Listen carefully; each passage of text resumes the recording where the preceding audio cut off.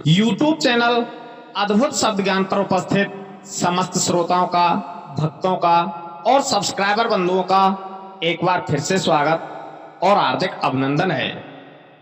तो श्रोताओं, जैसा कि आप जानते हैं कि हमारे इस चैनल पर हमने विक्रम और बेताल की कहानियों की एक सीरीज चला रखी है और उसी सीरीज को आगे बढ़ाते हुए आज मैं विक्रम और बेताल की 5वीं कहानी लेकर आपके सामने प्रस्तुत हुआ हूं। जब कई प्रयासों के बावजूद राजा विक्रमादित्य उस सब को योगी के पास नहीं पहुंचा पाते हैं, तो एक बार पुनः वे उसी शीशम के पेड़ के नीचे आ जाते हैं जिस पर वो सब लटका हुआ था। वहां आकर के राजा विक्रमादित्य उस सब को पुनः अपने कंधे पर रखते हैं और चल देते हैं उसी योगी के पास। तो रास्ते में पूर्व की भांति ही बेताल उन्हें एक नई कहानी सुनाता है और कहता है कि हे राजन, एक समय की बात है कि धर्मपुर नामक नगर में गंधर्व सेन नाम का एक युवक रहा करता था। गंधर्व सेन की कदकाठी बड़ी आकर्षक थी। वह दिखने में बड़ा सुंदर लगता था और यही कारण था कि कई सारी लड़कियां गंधर्व सेन से विवाह करना चाहती थीं। लेकिन जो गंधर्व सेन था वह उनमें से किसी भी लड़की को पसंद नहीं करता। गंधर्व सेन जब अपने घोड़े पर बैठकर नगर में निकलता था तो सारी लड़कियां उसे देखती रह जाती, परंतु गंधर्व सेन उनमें से किसी की भी ओर देखता तक नहीं था और तेज गति से अपने घोड़े को दौड़ाता हुआ नगर से बाहर निकल जाता और पहुंच जाता एक मंदिर पर। वह मंदिर माता काली का था। गंधर्व सेन मां काली का बहुत बड़ा भक्त था। वो हर दिन मां काली की पूजा किया करता था। इसी प्रकार से एक दिन गंधर्व सेन जब मंदिर से पूजा करके वापस लौट रहा था तो उसने नदी के किनारे एक धोबी की लड़की को कपड़े धोते हुए देखा। वह लड़की गंधर्व सेन को बड़ी ही सुंदर लगी और पहली ही नजर में गंधर्व सेन को उस लड़की से प्रेम हो गया। वो दिन रात उसी के बारे में सोचने लगा। उसे लड़की से बात करने का कोई रास्ता नहीं सूझता था। एक दिन उसने मां काली के मंदिर में पूजा करते हुए ये प्रतिज्ञा ली कि अगर वो लड़की उसकी हो गई तो वो मां काली के चरणों में अपना शीश चढ़ा देगा। गंधर्व सेन खाना पीना भूल चुका था। वो दिन रात उसी लड़की के बारे में सोचता रहता।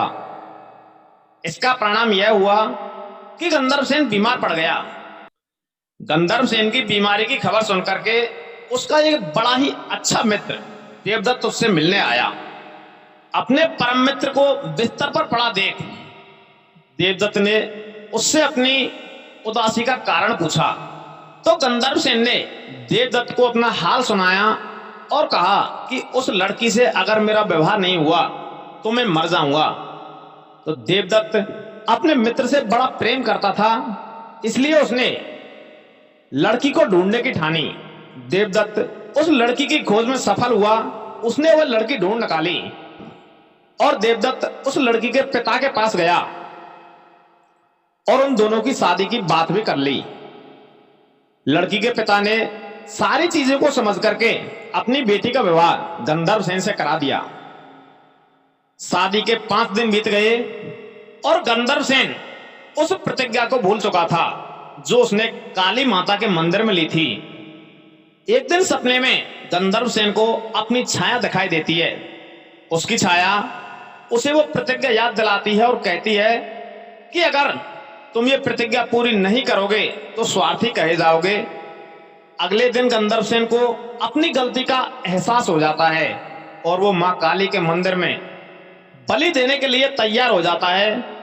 वो अपने मित्र देवदत्त को बुलाता है और उससे कहता है कि तुम और तुम्हारी भाभी मंदिर चलते हैं। मैं मंदिर में अंदर पूजा करूंगा, तब तक तुम बाहर अपनी भाभी का ध्यान रख लेना। तो देवदत्त मंदिर चलने को तैयार हो जाता है और वो तीनों मंदिर पहुंच जाते हैं। गंधर्व सेन मंदिर के अंदर अपनी प्रतिज्ञा पूरी करने चला जाता है। देवदत्त और गंधर्व सेन की पत्नी बाहर उसकी प्रतीक्षा करने लगते हैं। जब बहुत समय बीत जाता है और गंधर्वसेन बाहर नहीं आता तो देवदत्त मंदिर के अंदर जाता है और कहता है कि भाभी, मैं अभी देख कर आता हूं कि इतना समय गंधर्वसेन को अंदर क्यों लग रहा है। ऐसा कहकर के देवदत्त मंदिर के अंदर जाता है और देखता है कि गंधर्वसेन ने अपनी तलवार से अपना सिर काली माता के चरणों में चढ़ा दिया है।